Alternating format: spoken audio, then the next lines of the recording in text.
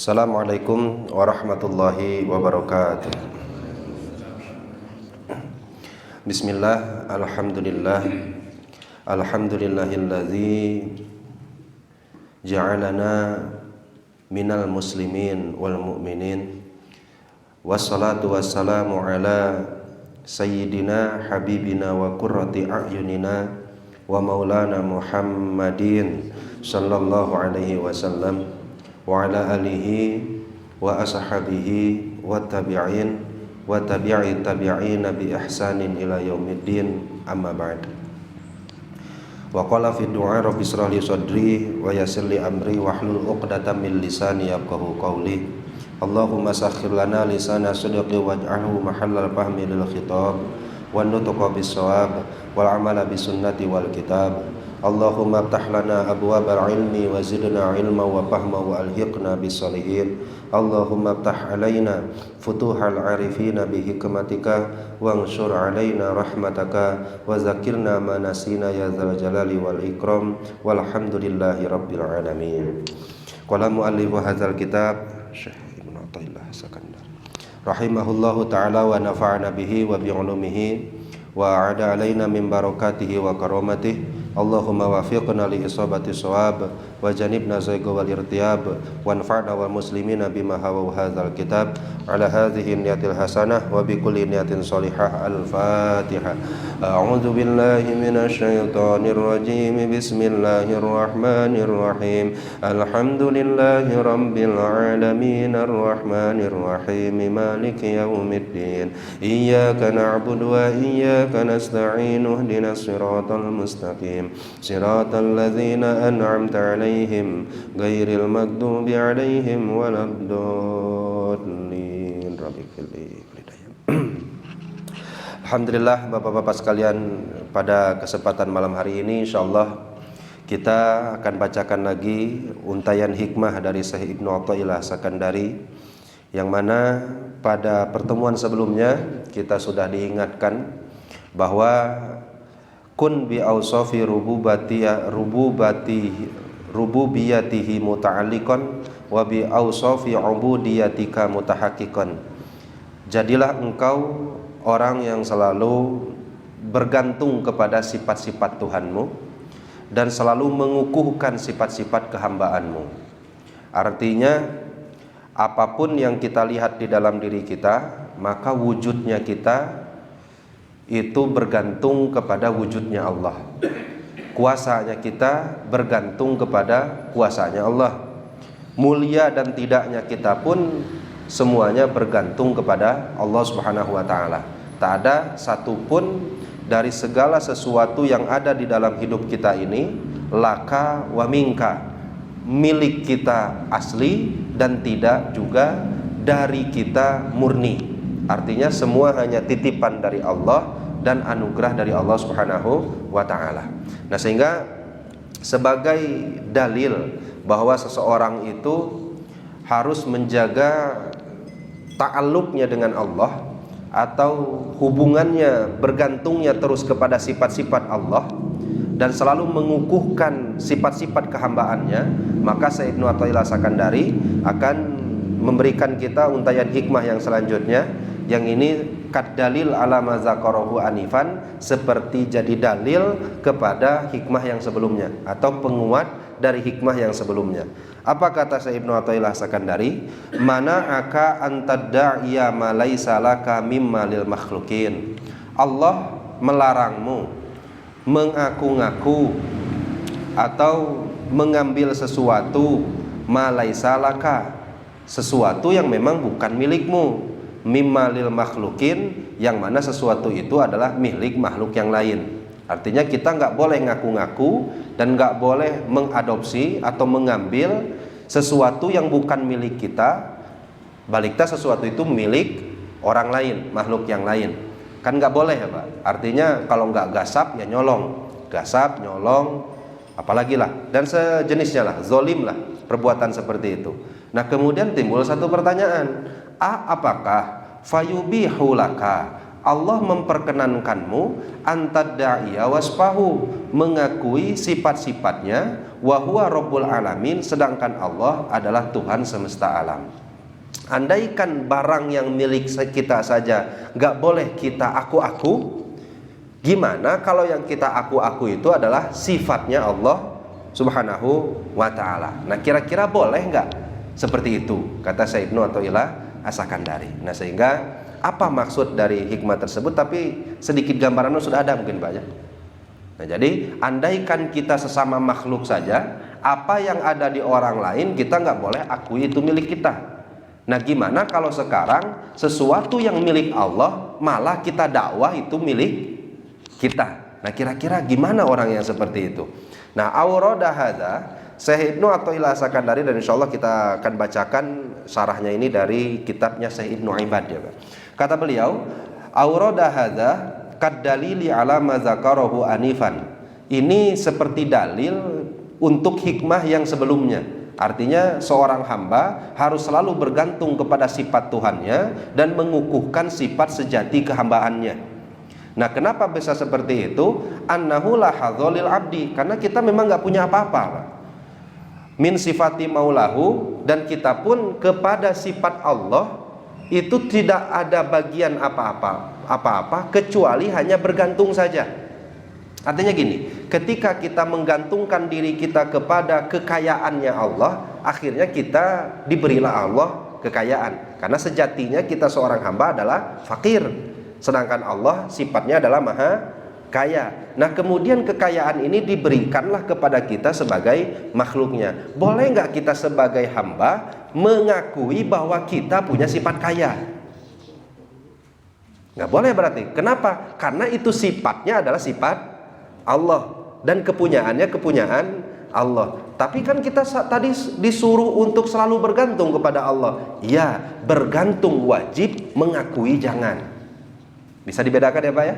Bergantung kepada Allah yang maha kaya hukumnya wajib, tapi ketika kekayaan itu Allah curahkan dan berikan kepada kita, maka kekayaan itu jangan diakui milik kita, karena sejatinya semua hal yang ada di diri kita adalah awarun, ialah titipan dari Allah Subhanahu wa ta'ala. Pun gitu, ketika kita didahulukan oleh Allah dalam Al-Quran, wallahu akhrajakum min butuni ummahatikum la ta'lamuna syai'a. Tak ada satupun makhluk kecuali mereka akan keluar dari perut ibundanya masing-masing dalam keadaan tak tahu apa-apa. Berarti ya memang setelan pabrik kita ini pun tanpa jahil. Setelan pabrik kita tuh nggak punya ilmu sama sekali. Nah, kemudian seiring dengan berputarnya waktu, kita ngaji, kita belajar, kita lakukan thalabul ilmi dan lain-lain, akhirnya Allah anugerahkanlah sifat ilmunya kepada kita yang jahil ini. Nah, setelah kita memiliki sifat ilmunya Allah ini, kira-kira boleh nggak kita ngaku kita orang alim? Nggak boleh. Kenapa nggak boleh? Karena alimnya kamu itu titipan Allah, dan aslinya mah kamu teh jahil. Bisa dipahami nggak Pak? Nah, sehingga kata Syekh Ibnu Athaillah As-Sakandari, andaikan mengakui barang makhluk lain pun haram, bagaimana ada seorang hamba yang dia mengakui sifat tersebut adalah sifat Allah Subhanahu wa ta'ala. Sifat asli kita itu bodoh. Tapi ketika kita menuntut ilmu, Allah anugerahkan ilmu ke dalam diri kita, akhirnya kita mengakui diri saya alim, diri saya pintar. Nah, sehingga kalau sampai pada titik ini, Allah Subhanahu wa ta'ala nanti akan berikan beberapa cara agar hambanya menyadari bahwa pengakuannya terhadap sifat Allah itu salah, Pak. Dan salah satunya yang paling masyhur itu adalah ketika Kanjeng Nabi Musa alaihi salatu wasallam itu khotbah ala ru'usin nas. Beliau khutbah di depan Bani Israel. Ketika berkhutbah dengan luar biasanya, sehingga ilmu beliau itu ketangen sekali, sangat luar biasa, alim sangat luar biasa, karena memang yang mengajarkan beliau adalah langsung Allah melalui wahyunya. Akhirnya celetuk ada pertanyaan dari Bani Israel, ya Musa, man a'lamun nas, kira-kira manusia ini yang paling alim siapa?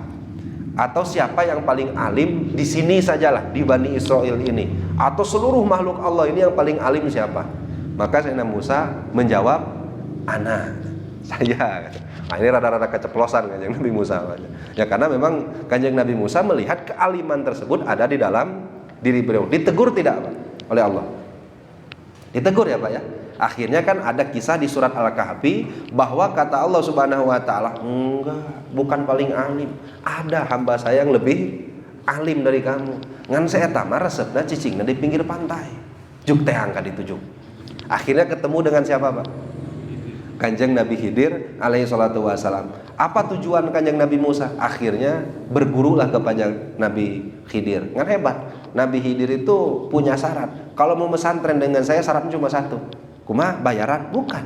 Kalau apa yang saya lakukan jangan pernah tanya. Pokoknya melamun apa saja yang saya lakukan nggak boleh loba tatakon. Jangan banyak tanya-tanya. Akhirnya ya sudah, ngiring bel hatos pokoknya sama saya. Ketemu kapal hancurkan. Kemudian ketemu anak dibunuh. Kemudian pada akhirnya ketemu satu rumah gubuk mau hancur, dibenarkan. Ketika mau disuguhi sudah dibereskan, makanan sudah disiapkan, Kanjeng Nabi Khidir malah pergi. Nah, kira-kira kalau Bapak yang jadi murid Kanjeng Nabi Khidir, ya geleng-geleng kepala atau tuluikeun wae ya, Pak. Tapi ya benar banyak kalau gurunya seperti Kanjeng Nabi Khidir itu tidak boleh dijadikan guru, Pak. Kenapa? Karena beliau sudah dikasyaf oleh Allah. Dan nggak bisa. Dan sekarang ini di zaman sekarang jangan cari model guru yang seperti ini, Pak. Nah, ini bahaya jadinya, Pak. Artinya kalau Bapak mau cari guru mursyid, guru-guru yang lainnya, nah itu cari guru yang memang harus matok di syariat. Karena pandangan Nabi Khidir alaihi salatu wasalam sudah dikasyaf oleh Allah Subhanahu wa taala, sampai pada akhirnya kan Kanjeng Nabi Khidir mengakui ma fa'altuhu an amri. Saya tidak melakukan atas kehendak diriku sendiri, tapi ini langsung perintah dari Allah. Artinya anak yang saya bunuh ini anak yang paling dicintai oleh kedua orang tuanya. Allah nggak mau anak ini nanti ketika usia dewasa dia akan kufur, akhirnya orang tuanya pun ke bawah kufur. Akhirnya Allah ingin ganti anak ini dengan anak yang lebih soleh lagi. Nah kira-kira kita kan nggak bisa, Pak, menilai seorang guru ini menang di mana iya teh dauhan seperti gini, kan nggak bisa, Pak. Nah akhirnya kata para ulama, orang-orang yang tingkatannya seperti Nabi Khidir ini nggak boleh dijadikan guru. Kenapa nggak boleh dijadikan guru? Karena orang yang ngikutinya, nah itu akan salah tangkap dan salah paham dengan apa yang dilakukannya. Nah sehingga apa yang kita bisa ambil dari kisah Nabi Musa tadi, Pak, bahwa andaikan seseorang berada di titik di mana dia mengakui sifat-sifat Tuhan dan hamba tersebut adalah termasuk orang yang diridhoi oleh Allah, maka Allah akan tegur pengakuannya tersebut adalah salah. Nah kan pertanyaannya Nabi Musa mah enak, Pak, ditegur oleh Nabi Khidir. Andaikan kita yang punya pengakuan seperti itu, siapa yang mau negur, Pak? Kan itu masalahnya. Nah sehingga yang menegur tentu adalah ilmunya Allah Subhanahu wa ta'ala. Nah sehingga apa kata Syekh Ibnu Athaillah As-Sakandari, andaikan mengakui barang orang lain tidak boleh, maka mengakui sifat Allah ya apalagi. Nah kemudian disebutkan juga wa anna iddi'a syai'in minha min kabairi ma'asil qalbi. Andaikan ada setitik saja, Pak, pengakuan di dalam hati kita segala sifat-sifat yang berkaitan tentang Allah, yang sifat tersebut adalah sempurna dan sifat sejati kita adalah lemah dan tak berdaya. Andainya kita akui sifat tersebut, ketika kita diberikan rezeki kita akui kekayaan itu milik kita dan dari kita. Ketika kita punya ilmu kita akui ilmu tersebut milik kita dan dari kita. Ketika kita punya jabatan tersebut adalah dari kita, milik kita. Ketika kita dimuliakan oleh orang lain, kita mengakui kemuliaan itu dari kita dan milik kita. Maka kata ulama-ulama yang bergelut di bidang ilmu tasawuf, min kabairi ma'asil qalbi, termasuk dosa besar hati. Dosa besarnya hati. Karena kan kita tahu dosa itu terbagi dua, Pak. Ada dosa zahir, ada dosa batin atau hati. Mana dosa zahir? Punten, berzina. Mana dosa zahir? Minum minuman keras. Mana dosa batin? Hasud, iri, dengki, ujub, ria. Mana salah satunya lagi? Salah satunya adalah mengakui sifat-sifat Allah Subhanahu wa taala. Sampai sini bisa dipahami. Nah, atas dasar apa Syekh Ibnu Athaillah As-Sakandari mengajarkan kita tentang hikmah ini? Yaitu sesuai dengan apa yang disampaikan oleh Rasulullah Shallallahu Alaihi Wasallam. Rasul itu pernah tahu gini, Pak, la ahada aghyaru minallahi taala, tidak ada yang lebih cemburu daripada Allah.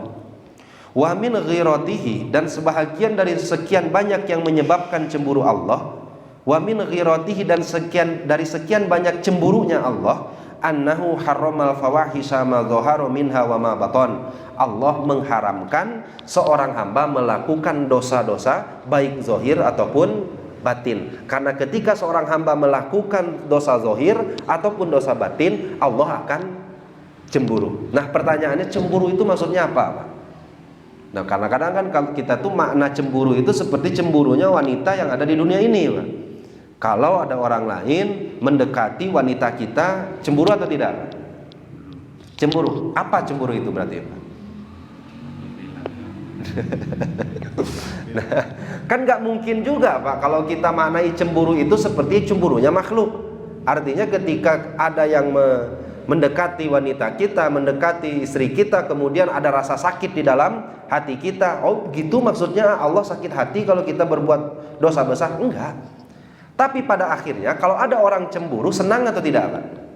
Hatinya tidak senang. Nah, yang dimaksud adalah itu, Pak. Keadaan Allah tidak ridho, keadaan Allah tidak senang, keadaan Allah marah kepada hambanya. Nah, keadaan seperti itu disebut cemburu. Karena kan kalau bapak cemburu tidak ridho, tidak senang, marah. Laras satana pinter. Tapi yang diartikan cemburu Allah tuh ngojorojoy dina hate, perasaan benci, marah, enggak. Allah itu hanya ujungnya saja, musababnya saja. Sebab cemburu, maka dia akan tidak ridho, tidak senang, marah. Maka diartikan hadis tadi, Allah akan marah, Allah akan murka, Allah tidak akan senang kepada hamba yang hamba tersebut melakukan dosa, yang dosa tersebut baik zahir ataupun batin. Nah, sehingga paham ya, Pak, ya, makna cemburu Allah ya, Pak, ya. Dan nanti jangan sampai nanti memaknai cemburu ini lepat ya, Pak. Nah, kemudian Rasulullah SAW mengajarkan bahwa andaikan ada seorang mengakui apa yang menjadi sifatnya Allah, maka itu termasuk musyarakatil marbub lirrabb, penyekutuannya makhluk kepada Allah. Setuju atau tidak?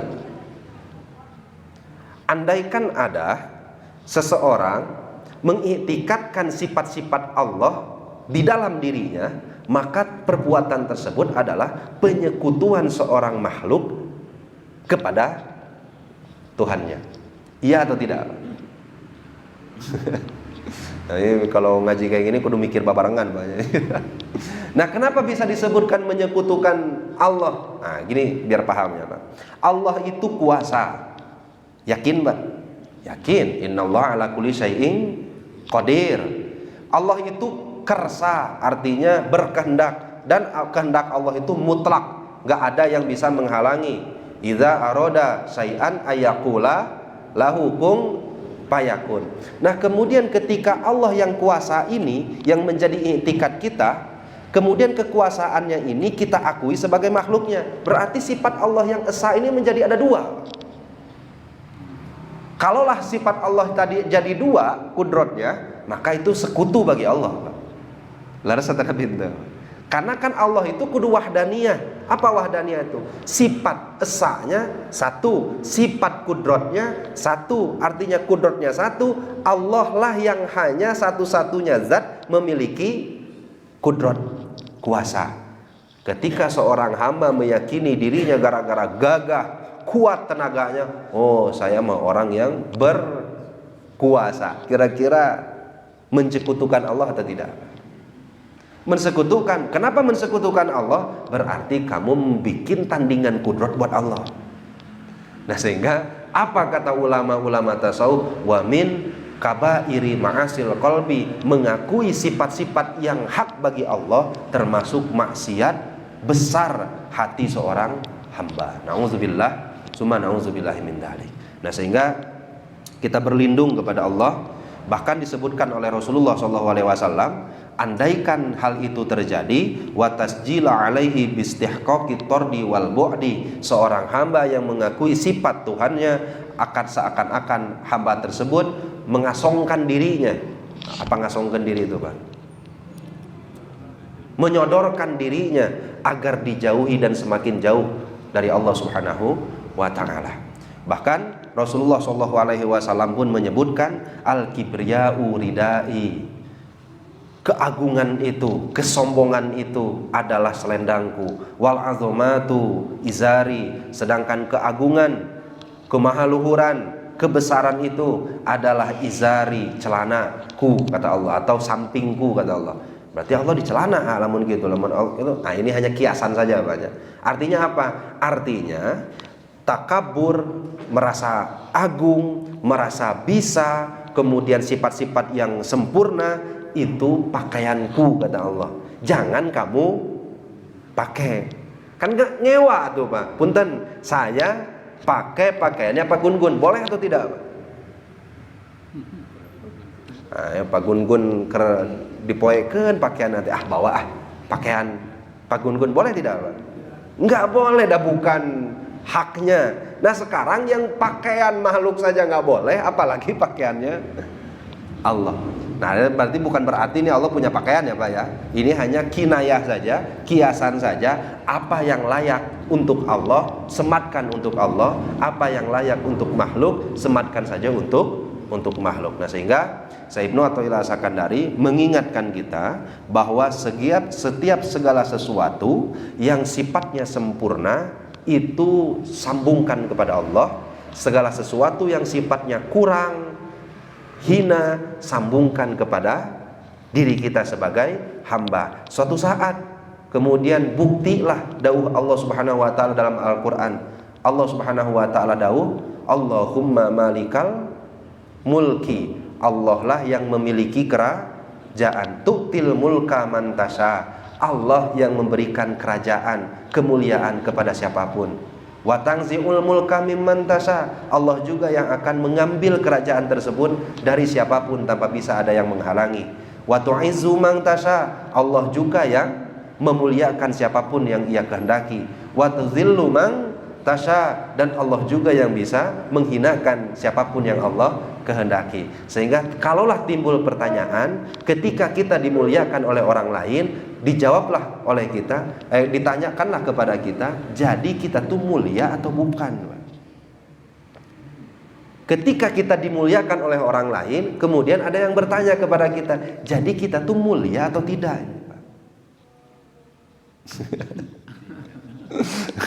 Sehingga ketika ada orang lain yang tidak memuliakan kita, kok marah? Padahal kan kamu asalnya juga hina, asalnya juga gak punya apa-apa, kemudian dititipi kemuliaan oleh Allah. Sehingga ketika orang lain tidak memuliakanmu, kok marah, kok sakit hati? Bisa dipahami atau tidak? Nah, sehingga andaikan ada perasaan seperti itu, kira-kira kita ngaku-ngaku mulia atau tidak? Ketika dihina oleh orang lain kita merasa sakit hati, kira-kira ngaku-ngaku mulia atau tidak kita ini? Ngaku-ngaku mulia. Mungkin ini salah satunya. Maka kata ulama, ini langsung komentarnya dari Syekh Ibnu Ajibah. Kata beliau, apa yang disampaikan di hikmah ini, yang disampaikan oleh Syekh Ibnu Athaillah As-Sakandari ini, hadhil mas'alah huwal gordul aqsa allazi huwa marma nadris supiyah. Segala sesuatu yang dijalankan dan diamalkan oleh orang-orang yang bergelut di bidang ilmu tasawuf, pasti puncaknya ke hikmah ini. Merasa diri tidak punya apa-apa, yang punya apa-apa adalah Allah. Merasa diri hanya titipan dari sekian banyak karunia Allah Subhanahu wa ta'ala. Sehingga ketika Rasulullah dihina tak pernah marah, ketika Rasulullah diludahi tak pernah marah. ketika disakiti, bahkan di nas dalam Al-Qur'an, tabbat yada abi lahabiu watab ma aghna anhu maluhu wa ma kasab, saya selana ronzata lahabiu wa mra'atuhu hammalatal hatab. Ketika Rasul pergi dari rumahnya, setiap jalan yang mau dilewati selalu dihalangi dengan kayu bakar, sehingga dibakarkan kayu bakar tersebut. Rek jalan kanu gang ieu aya kayu bakarna, menyala apinya. Jalan kanu dieu deui menyala apinya. Pernahkah Rasulullah terhina? Pernahkah Rasulullah marah sababiah ini? Tidak pernah. Kenapa? Karena pada puncaknya Rasul tidak mengakui kemuliaan itu ada di dalam dirinya Rasulullah. Sampai sini bisa dipahami. Nah, sebagai ilustrasi, nah ini bagus sekali banyak. Ada ilustrasinya disampaikan oleh Syekh Ibnu Ibad sebagai pensarahnya, bahwa ketika seseorang mengakui yang bukan sifatnya atau menginginkan sesuatu yang bukan memang hakikat sifatnya, maka orang tersebut akan semakin jauh dengan Allah. Suatu ketika beliau menyebutkan, zakaro annahu kana li ba'dil muluk abdun yuqaddimuhu ala ashkalihi wa akronihi. Ada seorang raja yang memiliki hamba sahaya. Bapak paham ya Pak, hamba sahaya Pak ya? Perbudakan itu sudah nggak ada, tapi di zaman jahiliyah ini masih banyak.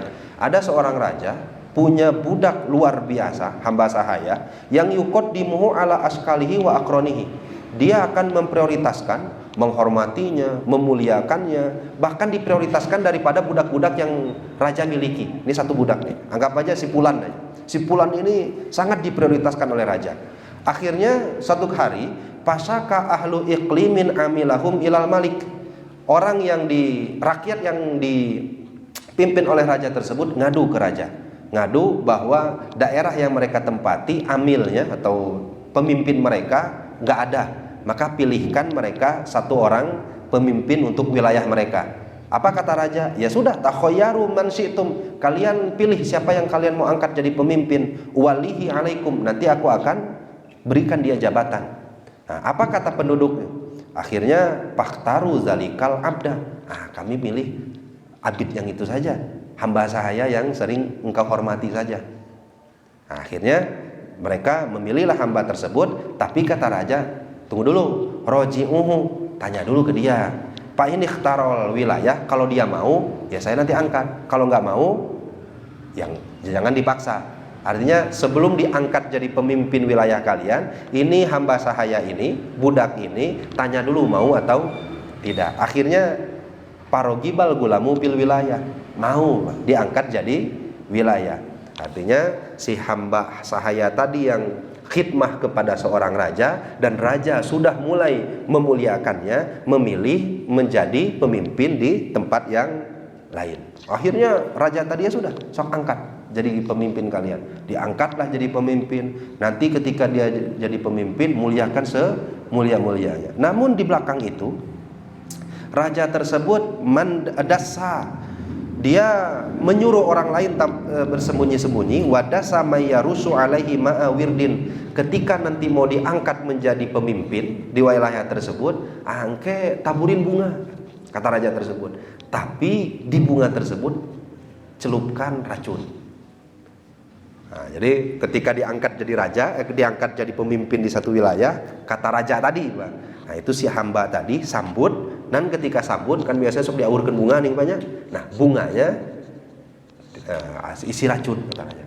Nah, nanti kalau sudah sekarat, bilangkan dan bisikan ke telinganya, kata raja tersebut. Apa yang harus dibisikan? Hadza jazaa'u man ikhtarol wilayah ala khidmati maulah. Inilah balasan orang yang lebih memilih menjadi pemimpin sepertiku daripada meladeniku. Nah, ini kisah, kata Syekh Ibnu Ibad, bisa menjadi tafsirah li ulil albab, bisa menjadi pedoman, petunjuk bagi orang-orang yang punya akal sempurna. Kira-kira Bapak sudah bisa ambil kesimpulannya? Nah, nyambung lah ya. Bisa dipahami atau tidak ini Pak? Bisa ya Pak ya? Nah, artinya ketika seorang hamba, ya hamba itu kan kita Pak. Laras ya Pak ya? Si budak tadi kita dimuliakan tidak oleh Tuhan kita ini Pak. Dimuliakan. Apa yang nggak Allah muliakan kita, Pak?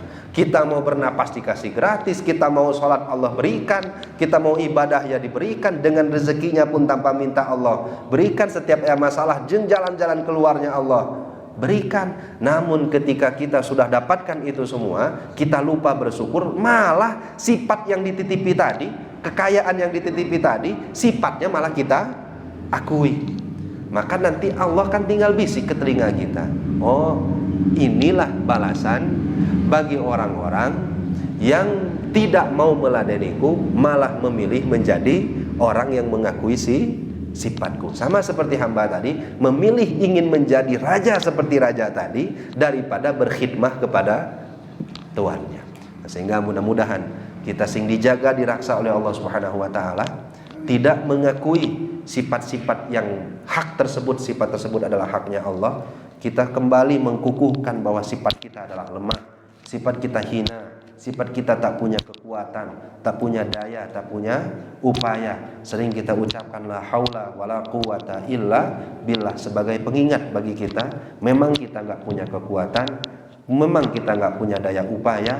Lillahi ma fis samawati wa ma fil ardi. Jangankan istri, jangankan harta, bahkan diri kita sendiri pun tak ada satu bagian pun yang kita miliki dan berasal dari kita. Mudah-mudahan kita sing diangkat derajat oleh Allah Subhanahu wa taala dan dipermudah mendekatkan diri kepada Allah Subhanahu wa taala. Amin ya Allah ya rabbal alamin. Sebelum kita akhiri, mangga Pak, ada dulu tambahan dari sepuh-sepuh guru-guru yang lain, atau mungkin pertanyaan yang perlu kita musyawarahkan, mangga.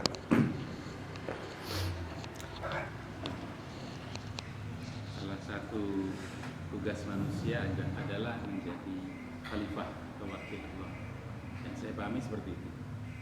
Dan untuk menjadi khalifah itu tentunya perlu memiliki sikap atau sifat yang diwakilinya, ya. Sifat kasih sayang dan sebagainya. Nah, kaitannya dengan hikmah ini tadi bagaimana? Ya. Nah, jadi ketika kita dijadikan oleh Allah Subhanahu wa taala sebagai khalifah, khalifah itu anggaplah punten ya Pak, secara tanda kutipnya pesuruhnya Allah, yang disuruh oleh Allah untuk mengurus kemaslahatan alam dunia ini. Nah, sehingga nggak mungkin Kanjeng Nabi Adam ditunjuk sebagai khalifah andaikan ilmu-ilmu yang maslahat untuk bumi tidak dititipkan. Makanya turun ayat wa 'allama adamal asma'a kullaha. Semua informasi tentang bumi, tentang ilmu-ilmu yang berkaitan tentang bumi itu sudah dipasihkan ku Allah ke dalam hatinya Kanjeng Nabi Adam alaihissalatu wassalam agar bisa menjadi khalifah. Nah, kemudian berarti kan Kanjeng Nabi Adam ini bersifat juga harus bersifat seperti Allah. Iya, irhamu mang fil ardi yarhamkum mang fis sama. Bukan terkhusus untuk Nabi Adam dan khalifah-khalifah Allah yang lain, rasul-rasul dan nabi-nabi, tetapi kita sebagai umatnya pun tetap harus punya sifat-sifat yang terwaris dari nabi-nabi kita. Dan itu adalah sifat Allah Subhanahu wa taala, seperti menebarkan kasih sayang dan lain-lainnya. Kata-kata kita memiliki sifat tersebut sebenarnya bukan asli sifat kita. Kan ada sebabnya. Ketika ada orang tersebut ramah-ramah teuing. Ketika dia memiliki sifat ramah itu sifat bawaan atau takhalluk birrahmah, atau dia berakhlak dengan akhlak rahmah, Pak. Berakhlak dengan akhlak rahmah. Karena orang yang ramah itu kan punya pilihan, Pak. Dia bisa jadi ramah atau bisa menjadi sombong, tapi dia memilih untuk berakhlak rahmah. Nah, bisa kita ambil garis besar bahwa seorang yang punya sifat rahmah tersebut, menebar kasih sayang tersebut, berarti itu bukan sifat aslinya. Itu sifatnya asli Allah Subhanahu wa taala yang kita sebagai makhluk harus bersikap seperti itu, berusaha bersifat seperti sifat Allah Subhanahu wa taala. Nah, kaitannya dengan hikmah ini seperti apa? Di hikmah ini bukan melarang kita berakhlak seperti akhlak Allah. Allah Rahman, kita harus Rahman. Allah Rahim, kita pun harus Rahim. Allah Maha menolong, kita pun harus penolong. Allah alim, kita pun ya harus alim, dan lain-lainnya. Yang enggak diperbolehkan di hikmah ini adalah kita mengakui kealiman, kemuliaan, sifat kasih sayang tersebut berasal dari kita dan milik kita. Nah, sehingga alhamdulillah kan kita setiap hari melakukan sholat 5 waktu. Akhirnya tersematlah di dalam diri kita predikat kita rajin sholat, rajin ibadah. Pertanyaannya, sifat asli kita kayak itu, Pak? Rajin sholat, rajin ibadah itu sifat asli atau bukan ini, Pak? Kalau sifat asli manusia seperti itu, mungkin gak akan ada orang yang gak rajin. Kan harusnya gitu, Pak. Bahkan yang rajin saja masih ngeluh, lila-lila tuh. Tapi kalau sifat aslinya memang rajin, harusnya orang-orang yang gak rajin mengeluh dia gak rajin ibadah. Kan harusnya kan gitu, Pak. Tapi buktinya malah orang yang ibadah malah dia yang ngeluh. Berarti sifat rajin ibadah itu setelan pabrik kita atau bukan ini, Pak? Bukan. Nah, artinya apa kaitannya kita sebagai hamba Allah semaksimal mungkin bertakhluk, berakhlak seperti akhlak Allah. Akhlak Allah itu yang ada di Asmaul Husna. Tapi memang kata beberapa ulama, ada yang memang bisa kita amalkan, ada yang bisa tidak kita amalkan, ya, seperti sifat Al-Wahid, Al-Ahad. Yang gimana kita cara mengamalkannya, Pak? Nah, ketika kita mau bersifat, ya bersifatlah seperti sifatnya Allah Subhanahu wa taala. Yang dilarang oleh Syekh Ibnu Athaillah, ketika sifat itu Allah anugerahkan di dalam dirimu, Allah titipkan di dalam dirimu, mat, jangan sekali-kali kamu akui sifat tersebut milikmu dan muslim asli dari dirimu sendiri. Gitu, Pak. Bisa dipahami, Pak. Nah, cakap Pak, tanya di. Insya Allah ini paham semuanya. Nah, sehingga yang mudah-mudahan, Pak, kita mah nggak akan pernah bosan-bosan, merayu Allah Subhanahu Wa Taala agar kita dikaruniai oleh Allah Subhanahu Wa Taala ilmu yang bermanfaat, derajat yang semakin dekat dengan Allah Subhanahu Wa Taala.